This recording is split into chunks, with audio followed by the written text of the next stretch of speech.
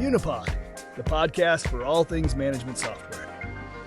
Hello, everyone. Welcome to Unipod, the podcast for all things management software. And today we are with the lovely Jon Kent, who will tell us all he knows about office management software and hybrid work. So I'm really excited to have you here, Jon, today. Thank you for coming. And please just start by introducing yourself and give us a little bit of background on how you got into the management software world. Sure. Well, thanks for having me, Sharon. And pleasure to be here. So a bit of background on me, I guess. As you said, I'm Jon Kent. I founded a company called In the Office, which is all about trying to coordinate people and places for companies that are working in a hybrid or flexible manner. But my story, I guess, started way back when I started my career, I thought I wanted to be a lawyer. So spent quite a few years doing all of the studying and working in a law firm. And very quickly realized that wasn't quite right for me. I was always quite interested in software, just generally, and building it.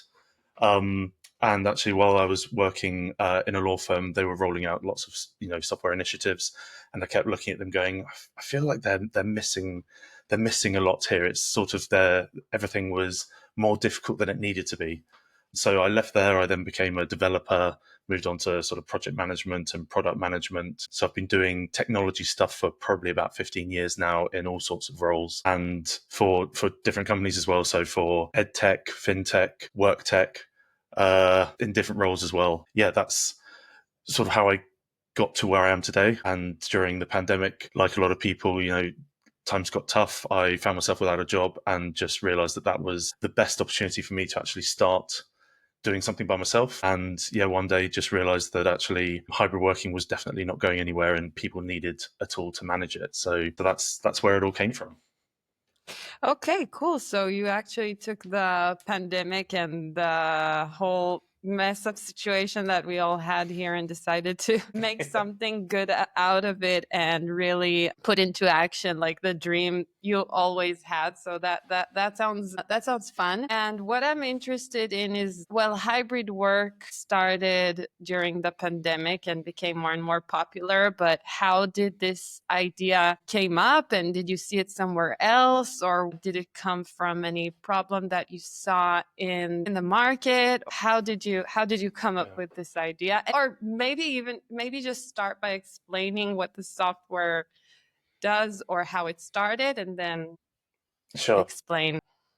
Yeah, so I guess it's probably best to go from the problem. So pre-pandemic, I was working for a work tech company, which basically the software was all about shifts for shift workers. So making sure people were at the tills at the right time and they would be paid for what they were working, the amount of time they're working, all that. And I was head of product there, managing a team of, I feel like it was about 20 developers, but a couple of us were allowed to work from home every now and again. For a product manager, I was very keen on having at least one day a week where I could get out of the office.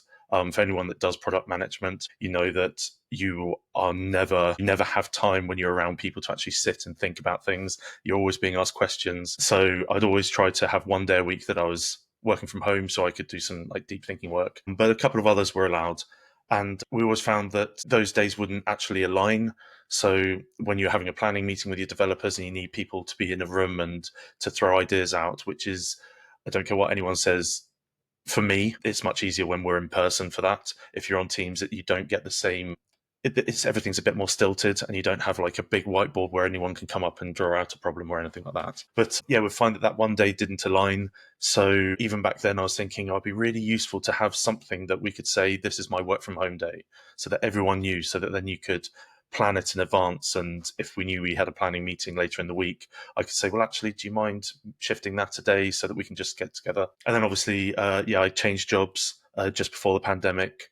And then while I think it was one of the first times we were released from lockdown, I was walking to a friend's house and I thought, people aren't going to go back to the office full time. So this problem that I had in a small team, where I was like, I just wish there was a solution for it, that was going to be a big problem.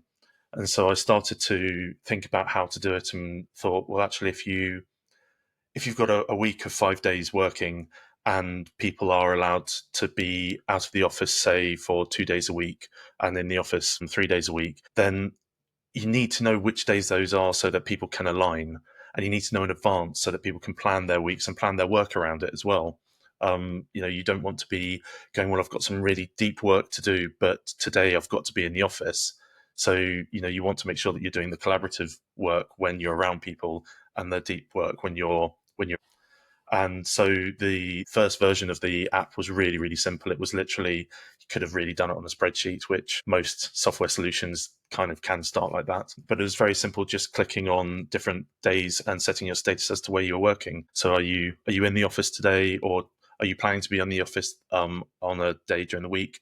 Are you working from home? Are you off-site seeing a client or working from somewhere else, or are you not working? And by communicating that early and really easily to other people, everyone can plan their week. And obviously started as that, and it's gone on to include desk booking and meeting room bookings and visitor management and things like that. But yeah, that was how it started.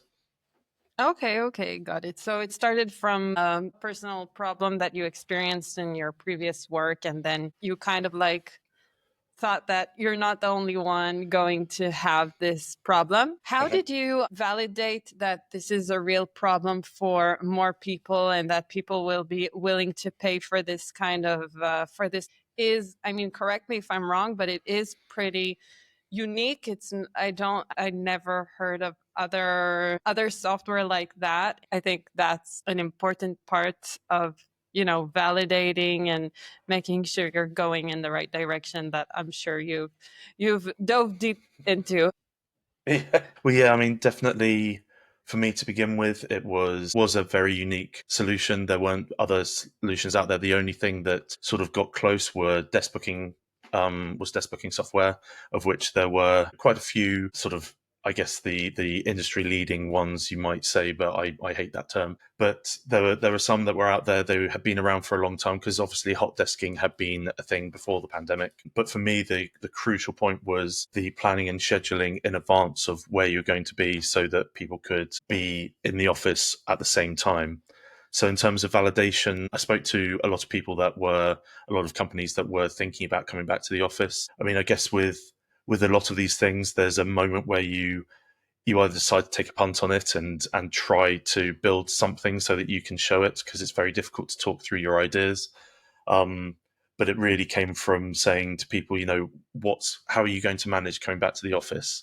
I know over here it was very much, I think you were allowed during one of the, when lockdowns were eased, you're allowed to have 50% capacity in the office. And I was like, right, so how are you going to actually manage that? Because there's people can turn up and suddenly you've got a really busy office, and we're meant to be socially distancing and all of that. And yeah, I spoke to the various friends who are high up in companies about what their plans were, and they just said, well, yeah, we've got a spreadsheet that's going to do that, or we're going, whatever their solutions were. I was like, oh, I think they are doing something in that area. So maybe if I can come up with something that's simple to use, it will mean that they get some benefit later on. So yeah, Yeah. it was mostly talking to people. I see. And what kind of businesses are keen to use this software? Because when just imagine my workplace, then it will be kind of tough to educate people to start going into a specific software to just file in when I'm working from home and when I'm working from the office, and what my plans are, because we're already really used to this flexibility. So what's the incentive of the business, and what's the incentive of the employees? That's a really good question, because obviously with software, it's all about change management, isn't it? And getting used to a new way of working.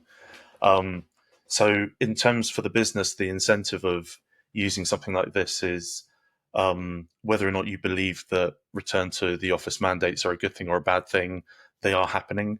And what really needs to happen out of that is that the management need to know how their office is being used, so that they can make educated decisions later on. So they need to collect data about how their office is being used. So the benefit of my system is, firstly, you get that data in a clean way. So rather than a spreadsheet where people might enter whatever they want or not update it, or whatever it is, people, when they do use it properly, which we'll come on to, if they are using it, then you do get that data. You can report on that. You know in advance when your busy days are going to be. So from that, you can then decide whether you need to get a bigger office or reduce your office space, whether it's working properly or how teams are using it. So you can then make better decisions about the internal layout of your office and things like that. Okay, yeah. I think that was kind of like my follow-up question to see if it at the end could really affect the decision of how many spaces you need and when, and maybe you discover you don't need that a big of an office and you can just, save budget on that. So that's yeah. Yeah. Okay, cool. So just go on. Yeah. Well, yeah. So that's also a really interesting point. Just on to really quickly follow up on that, how the office is used does change as well during the seasons and during the time of year. So obviously we're coming into the summer holiday time, so the office is used in a very different way to in the normal sort of non-holiday centric times. So there's a lot to go on across the year, which will change how your office is used. In terms of the employees, there are obviously some big challenges with that. The first one and the main one being employees going, I don't want to be tracked. Why should I put this in when I'm currently asking my colleagues when you're going in on WhatsApp and then or another communication tool, and then they're coordinating that way. And I don't want the bosses to know that I'm going in a certain amount of time, and I don't also huge pushback against the return to office mandates that are coming out. So there's always pushback, and if you're thinking about sort of change management, the things that people are losing when you're trying to get them to use this software is their autonomy over, well, their perceived autonomy over where they can work during the week. So there is a problem there, but the most successful rollouts that we've seen is where, I try to convince people that and try to emphasize that we're not designed to be a tracking tool. It's meant to be a planning tool. So the tracking side of it is more for the employers, so that they can see what's actually happened. But for the employees, it's all about what's going to happen during the week. And the benefit of doing that in a very visual and openly communicated way is it actually benefits all team members. So obviously some of the problems you have with teams planning it on WhatsApp is you tend to get lots of niches, small groups of people that always want to work together but aren't necessarily in the team, and the more quiet people in the team might be left out of that, and so you lose that cohesion between the whole culture of the team and of the office. So by being really open about it, people can make better decisions. It's really great for the facilities because they know how many people are coming in, and if you've got catering or something like that, they know how many they've got to cater for in advance, which is brilliant. But also it just means that you avoid the problems of turning up to the office and no one's there when you expected people to be there, or trying to send someone a message and they're not responding and you don't realize that's because they're actually off seeing a client or working from home. Yeah, so I think the transparency here and the collaboration between the team is really a strong incentive. And I'm wondering, like, what kind of businesses and what kind of team sizes are benefiting from this software the most? Is this mainly for enterprise businesses, or can it be for smaller businesses? What's your take on that? Well, so my belief is obviously it was, as any founder will say, it can help anyone. But the reality is the majority of our clients are sort of SME size clients. So I think our smallest has been about 5 people, but that's, that might be overkill for what they need. Our sweet spot's sort of between the 30 to 250. Obviously, we've got some clients that are much bigger than that, some in the thousands, and we've got clients where it's a small department within a much larger company as well. But yeah, they tend to be in the sort of fintech or just technology verticals, but also we do quite a few sort of head offices for much larger like retail companies or hospitality companies. Okay, cool. And you mentioned before that you started with an MVP that was almost like a spreadsheet, but from then I assume that it kind of developed massively and a lot of features were added. So can you like walk us through your thought process about road mapping, how you started, and then how you made decision on what to develop, what to add, maybe what to remove? Yeah, so I mean, prioritization and the road mapping is obviously always it's it is really fun. And for me, I'm a very small company. We vary in size because we bring in some contractors to do some work, but generally there are three of us. And the prioritization usually and what we're going to build usually comes from either ideas we've got that we sort of test with clients where we say, do you think this would be not as simple as saying, do you think this would be a good idea? Because they'll say yes and don't know anything about it, but trying to understand from them what their problems are and go, Like the we're wondering honest about that. decision. Right, yeah. But really, the main sort of development focus, especially at the beginning, was trying to get this in front of anyone that would listen and talk them through what their processes were, and then trying to show it to how it could solve those issues and where there were gaps, trying to fill those gaps. As a small company, you are floundering around going, well, I've got this idea and I think this solves the problems. But unless you're actually the clients, you don't necessarily know what the little details, which actually a really small feature that might take me maybe a day to develop could actually solve a huge problem for the client. So you really need to be asking the questions and being very open with them about, we're not going to take necessarily feature requests from you. And, if you say, I want a button that does this, I'll go, well, okay, why are you trying to do that? What's the problem you're experiencing? And trying to get down to the real problem so that then I can suggest potential ways to solve that in a more hopefully efficient way. Okay, awesome. I think that's a good point to highlight for our listeners, because the time that you have with your customers and your users is, let's say, short, and you must be very efficient with it. So focusing on, I think what you say about focusing on the problem rather than the feature request can really get you to know them much better, and then you can design how you solve the problem. But I like what you said about like digging deeper into the problem, because they're not going to spend hours with you, right? That's what you said right before that, and they would be like, yeah, no. So I think that's an important point to stress. So you also mentioned something about using the software properly, and that you have like more to say about that. So do you want to go back to that point?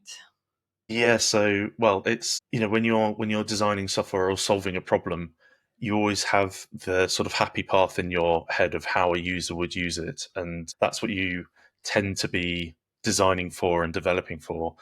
And of course, what you've got in your head tends to be, the first time you show it to a customer, they go, well, why doesn't it do this when I click here? And you go, oh, yeah, I didn't even think that would be a problem. And when you're testing it as well, you're, especially for us, we're a small team, so we're doing the development and the testing ourselves. So you get blind to how things might work.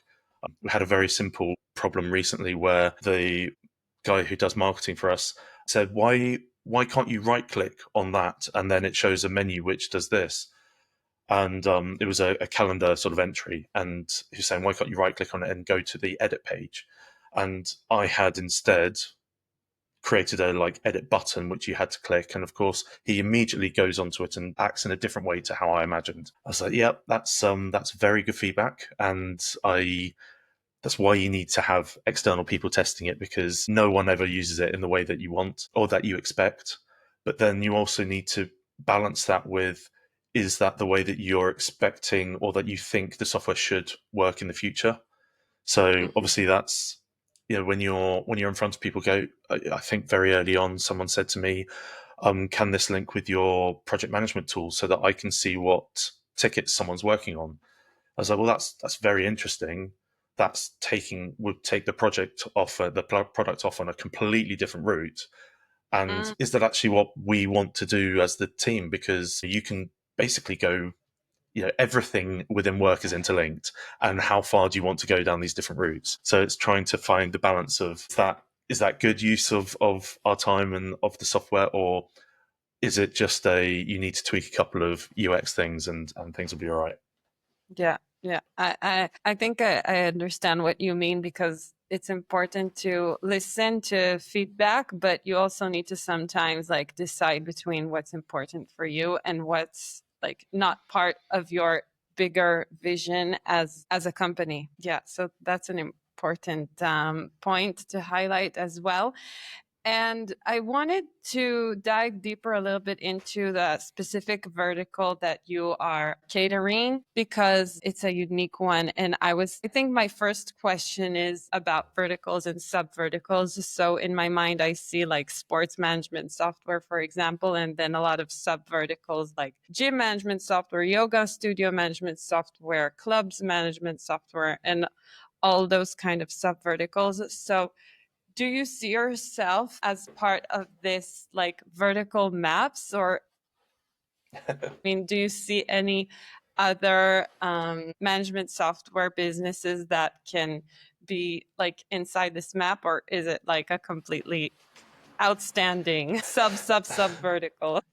No, I think the desk booking sort of side of it is very, there are lots of companies out there who are all trying to sort of retrofit I'm going to say this because it's my company and I want to big it up, but they're sort of retrofitting the scheduling side, which for me is the core of how companies and teams work. So in terms of like verticals and where you're sort of going for the scheduling side. So we basically have three products. We have a scheduling product, which is what I said about the setting your status of where you're working. We then have a space booking product, which is booking desks, hot desking, booking meeting rooms, booking any resource basically within a company. And then we have visitor management as well. So, people turning up to the office, making sure that you know exactly who's on the office. So if there's a fire alarm or anything like that, you know how many people have to come out, but also if there's someone walking around, you know that they're actually meant to be there. They haven't broken in and they're not trying to steal your information. So the scheduling side, I see very much as any group of people that want to be coordinated in where they're working. So very, very broad. But then the desk booking side, there are definitely lots of desk booking apps out there that tend to cater for the very large companies, the very, very big, banks and stuff like that. Whereas I see us tackling more the smaller, more progressive companies. So that's why it tends to be people in technology or just people who are going, you know what, we've got a bit more freedom to try software that might work within our team. But what do you mean by desk booking? Is it like an application to book a space in a co-working space or something like that? No, so it could be, but it's generally if you've got an office space and you've got say 100 people, but you've only got 50 desks, it's allowing people to reserve that desk in advance of the day so that they know that when they go into the office, they've got somewhere to work. So obviously with 100 people, if they all turned up at the same time, they wouldn't have the space. But in terms of the like desk booking, it could be anything. So it could be if you've got lockers, for example, we've only got 10 lockers for 20 people, you can have that on the system just as a resource that can be reserved by anyone, either all day, half day, or by the minute if you want. Okay, got it. Okay, nice. But it still sounds very unique. So I'll give you that. And yeah, so let's go a little bit more into inspirational or philosophical even questions. Sure. I usually ask like, what do you think is the difference between a good management software and an industry leading one? But you said you don't like the term industry leading, so I'm just gonna let you define it again. Well, I guess the reason that I'm saying I don't necessarily like it is that most people call themselves industry leading regardless of the size, and they're just trying to use that to stand out. If you're actually looking at, what you would define some software as genuinely industry leading, as in they are the best, the things that I would be looking for are the ease of onboarding of firstly the company, but also the people, and flexibility across the features that you can do, but also the pricing strategy and the features that are available at different prices. There's typically, especially in my industry with desk booking, all of the competitors that I've got tend to have, it's a subscription service, and you tend to have to sign up for at least a year or 2 years. And there's generally like a sort of 6-month onboarding process because the software is so complicated, large, which previously before the pandemic would have been termed industry leading. I see them very quickly losing market share because they're so complicated.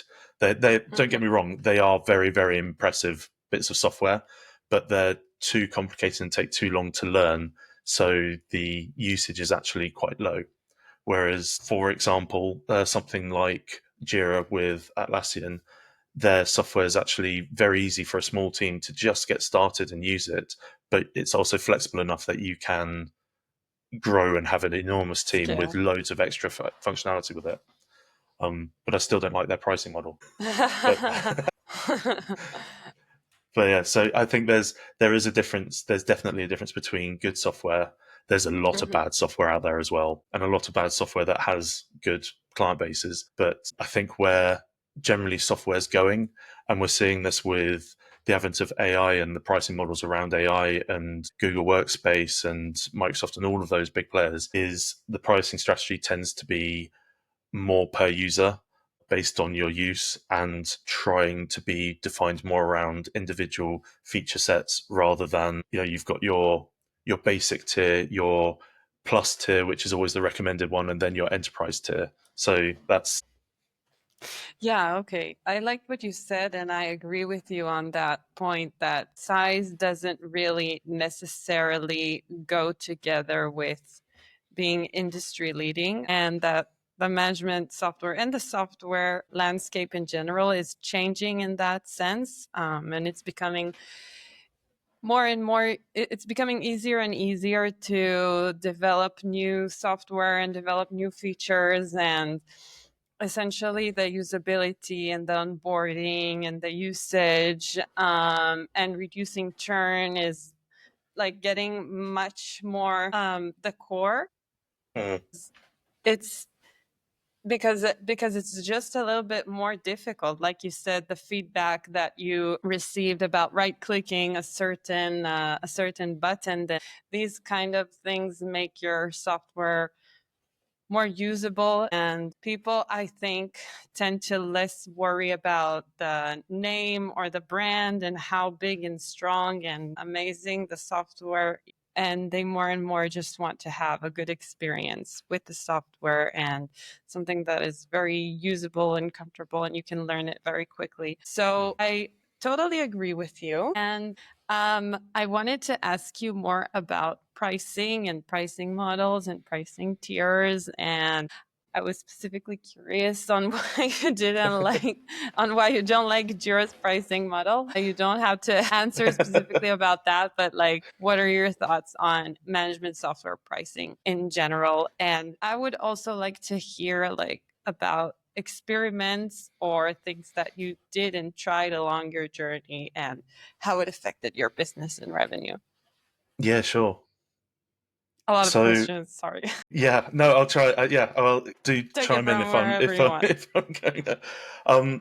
So I guess there are a couple of angles of this. So as a startup company working in software, you obviously generally use software to build software as well. So HubSpot is a really good example of some software that is reasonably user friendly, quite good for. So HubSpot, if no one knows, it's a client management system or client relationship management platform. So you get your leads in there, and then you can see the history of communication with your leads, and then hopefully convert them to clients. And they do quite a lot of work with startups, but once you get past the first year or past a certain level, the price goes absolutely astronomical. And of course, the plan for that is that they get you in, you're embedded in their system, and then they can pretty much pull your teeth out and charge whatever they want. It is what it is, that you can't do much about that. But there are obviously competitors out there. But for me, the hardest thing was trying to find systems that were affordable for a startup. We started for the first 6 months to a year. We were on a shoestring. It was basically my savings that was going into keeping me alive and developing this in my spare room. So spending a lot of money on software then gets, every time you're paying a subscription, you're going, well, that's not affordable, and that really affects the ability to grow quite quickly. But then there's that side, and I feel like there are better pricing models that you can do, especially for really small companies that need specific products. But then I look at some of my competitors in the desk booking vertical that we're talking about, the desk booking market that we're talking about, and they do all have 2-year contracts as minimum. And because they've got such huge startup costs, and because generally from what I can see, there isn't enough trust in the platform that it can handle. They're worried about churn, so they go 2 years up front means it's okay, and then we'll give ourselves 2 years to develop new things and to try to convince you at the end of that to extend, rather than going for a monthly subscription where, it'd be great if you could do a rollover monthly subscription, which a lot of people are doing now. A real world example on pricing experiments that you maybe did or have, and a pivot that you did along the way, and something like more on your journey with it. Sure. Well, yeah, I mean, setting up pricing for a startup company is so difficult because you try to look at what competitors might be charging when you're doing something which at the time hadn't necessarily been done before, because it wasn't the scheduling side, it was the desk booking side. You're really just sticking your finger in the air and trying to guess. So I started off, I think the pricing originally was, it was going to be a yearly subscription, because that's all I really knew about. And the first few people I spoke to, that was never going to, you're a very small startup, they're not going to pay for a year anyway, because you could fold within a very short amount of time. Tomorrow. Yeah, exactly. That's a very short amount of time. So yeah, they've got no guarantee that you're going to be around. And then, so tried some different things. I tried monthly subscriptions, and I tried doing clever things with, I say clever, it wasn't really, but with numbers of users. So, if you're 1 to 10 people, then it's this much per month. If you're 10 to 25, it's this much. And obviously getting smaller and smaller as it goes up. And even that with because at the start I was talking to some very small companies and some very large ones, it was really difficult to get a read on where the pricing should lay, what terms I should be putting in. But that's kind of counterintuitive. So you thought that the more users they put in the software, it needs to be less expensive, per cheaper? user, yeah. So cheaper per user. So Cheaper per user. yeah. Okay. So if you had 10 people, say it could be £30 a month, but if you had 500, sorry, £30 per user per month, but if you have 500, it would be maybe £5 per user per month, just as a Okay. random example. Okay. But the bottom line amount would be higher, right? Yeah. Yeah. Absolutely. Yeah, otherwise you'd never make any money. Yeah. You wouldn't survive. Yeah, so tried all sorts of different things. And actually, the way that it sort of came. So the way that we now do pricing is we have 2 different sort of methods, I guess. So for our very large enterprise clients, they want to pay annually. They want to know how much budget they've got. They tend to say to me, we've got, roughly however many users, we've got about 1,000 users as an example. And how much is that going to be over the year? And then I can budget for it, and then we can pay for it and then forget about it, which is brilliant. It works really well for a startup because you get the money up front. There's always some sort of discount for paying up front, but that's really great but then for the smaller companies, the only way I could work out that it could be, firstly, I could encourage trust in the platform, but also make sure that people were paying for what they were actually using, and that it showed me that this was a platform that was solving someone's problem, was to do per user per month pricing, but calculate it on a daily basis and then not have a minimum term. So for all of our clients, all of the ones that aren't on the sort of high enterprise ones, on their subscription page, there'll be a date with the features that they've turned on, the number of users they had on the platform, and then a calculated cost for that date. And then at the end of the month, we invoice them. So if a client turned around to me tomorrow, and said, we're just not using it, it's no good for us, they could turn it off, and then that's the last day that they'll ever pay anything. Wow. So okay. It's quite it keeps you concentrating, I guess. But yeah, it's for a startup especially, I found it just meant that clients could go, we can give this a go, and if it doesn't work, we can turn it off, and we're not being charged.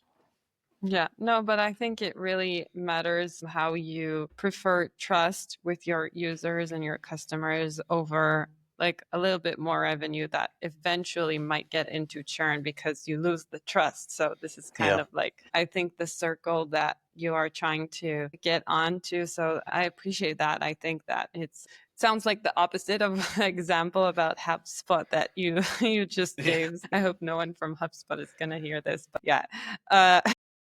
Well, if Anyway. they do, if you change your pricing, I'll start using you again. But for now it's a no. Okay, yeah, fair enough. So, how do you see integrations with other software playing role? What's the role of integrations, external integrations with your software, if at all, and if it's a plan or not? Yeah, so it's definitely a plan. It's one of those things that on our roadmap, when it comes up, we think we absolutely need to do that, and then some other problems tend to get prioritized over it. But we're doing integrations with HR systems because it's very appropriate for our platform. Obviously, Microsoft integrations and things like that. It depends on, I guess, what you're trying to achieve with it. So the example I gave earlier about because it can go like I can imagine it going in many different ways, like connecting it with your Google Calendar or Zoom kind of like applications, and maybe even payments somewhere inside. Yeah, it can go in many different directions. So what's the vision, and what's your thoughts? Yeah, so I guess if you're talking about sort of you're adding an integration to help the user, I guess that's maybe a good way to start is, are you adding the integration to help the user, or are you adding the integration to help you as the company and to speed up development? So payments, for example, is a great one because we don't currently have a payments integration. We invoice clients manually every year, every month, which does take a lot of time, but the cost to our business at the moment is less to do that than it would be to try to do a full integration with a payment system, because we would then have to change all of our accounting practices and everything else that we're doing, and then have to communicate that. And there are a lot of barriers of putting that in place. So there are loads of integrations that we could do that will speed up our development as well. Doing integrations with calendars, for example, or integrations with HR systems, rather than us building an HR system. Doing an integration means that that's really great for the client because you're doing the work of the integration and you're usually doing some sort of processing.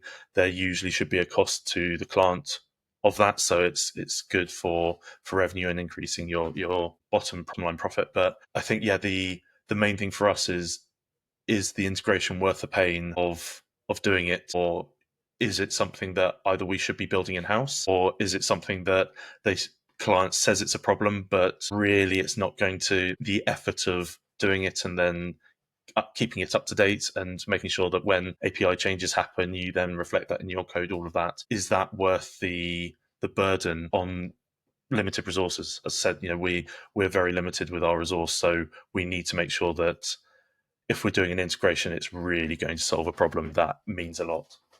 Yeah, of course, I completely understand. So time flies, but we got into the last questions part. So I wanted to ask you maybe something a bit more fun or funny or casual, or I don't know, maybe you can share a story about the weirdest user request you ever had, or something, or like a funny feedback that you received, or something like Yeah, sure. I think one of the funniest, when I say funniest, the most bizarre request I've ever received, it wasn't actually doing the current job, it was at a previous role. And Okay. it was In the same company? No, different company. Oh, okay. If that's all right. It was just, it's one of those Yeah, ones okay, go that, for it. so it was a company that wanted us to be able to build an import feature for them to import timestamps, a spreadsheet of timestamps of when people were working, to then reformat it and export it as another spreadsheet, because they needed to have the second spreadsheet as proof of when people were actually working.